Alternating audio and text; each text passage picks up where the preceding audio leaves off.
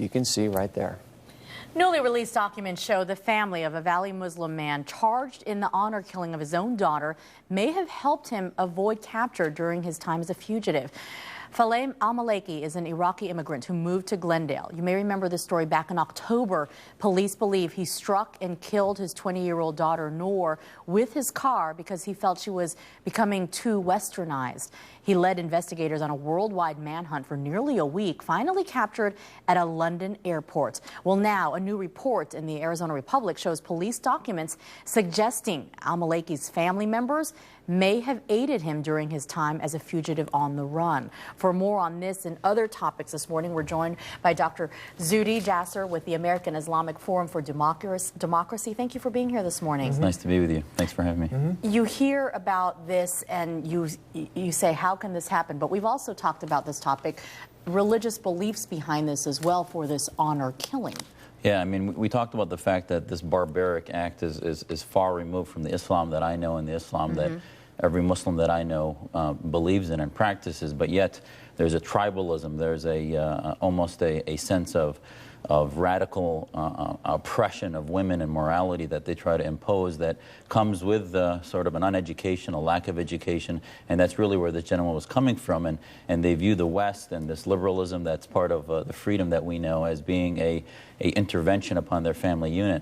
And I think there's new revelations, what it really, remember we've talked about how important that tribalism is to prevent reform, and how the oppression of women's rights and honor killings is really the same thing to women's rights what terrorism is to political Islam. And if you're going to reform that, you have to break apart those mores that really say that the tribe is right no matter what, and they don't deal with what the morals are.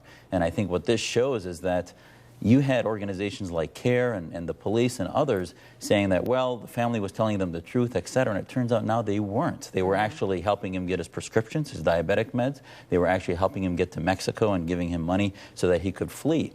And what happens is, the question people are asking is, why do they do this? Why would they help him, right? The tribe, the family, trumps everything else. And if you're going to reform, you have to start working within the family units, within Islam and their identification, so that they learn that, you know what, I think that the police need to make an example of this family. No different than the FBI made an example of an imam in Phoenix a few weeks ago, where he was sentenced to imprisonment because he lied to the FBI during the Holy Land Foundation trial.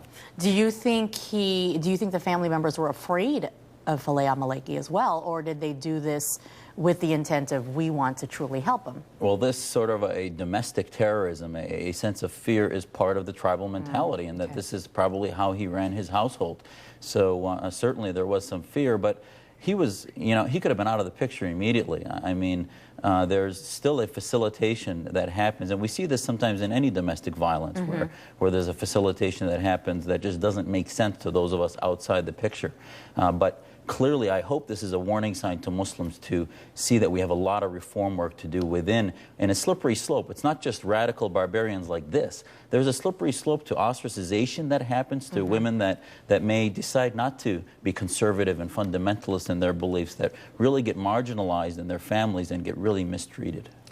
Moving on to something else that's making headlines right now is a gentleman, Tariq Ramadan. Am I saying that right? Tariq Ramadan. He's there's some controversy. He's been banned. He hasn't been allowed into the United States. Excuse me. That ban has been lifted. He is now coming over. What's the whole background behind all this?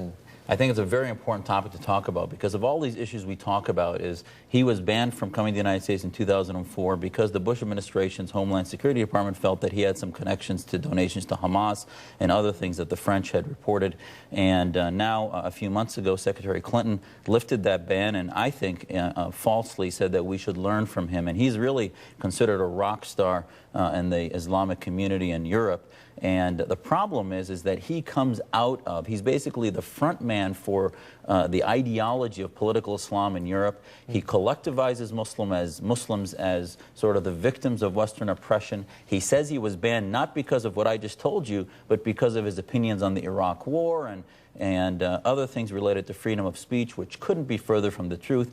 And the reason our organization is bringing attention to this man is because he preaches nonviolence. he preaches things of assimilation and integration. So he looks for all the world. I mean, he just spoke in New York, and the ACLU and other organizations brought him up and said that this is what we really want to identify with. And now he's speaking in Chicago last night to raise money for CARE, an unindicted co-conspirator in the Holy Land Foundation trial.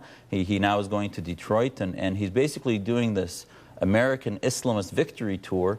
And what we need to see is that he's about victimization. He's not about reform. He's not speaking to the leaders of the Islamic community and telling them that we need to reform Sharia, we need to separate mosque and state. He's actually just saying that, well, we need to teach the West about Islam. And, you know, he was asked about this Imam Awlaki.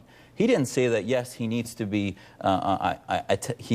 identified and killed, etc. He says, no, this guy is a product of Western civilization. It's the West's fault. So there's a war of ideas out there that Tariq Ramadan is sort of the head of the spear of, and we need to engage him and not just accept his victimization. Well, and it sounds like people are going to be hearing him, since he's going to be able to come out here and voice his opinions. Yeah, which is fine. I mean, but it just cannot be done uncritically and through sort of an anesthesia. It needs to be done through critical engagement. Okay. Well, that's why you're here, to give us that. The last issue we want to talk about, President Obama recently decided to tone down the terminology used in terrorism, dropping language like Islamic radicalism, jihad from the national security strategy. Good idea, bad idea? You know, I can see where he may feel he's well-intended and that they want to protect Islam and say that we're all about religious freedom, but I can't tell you how bad of an idea that is.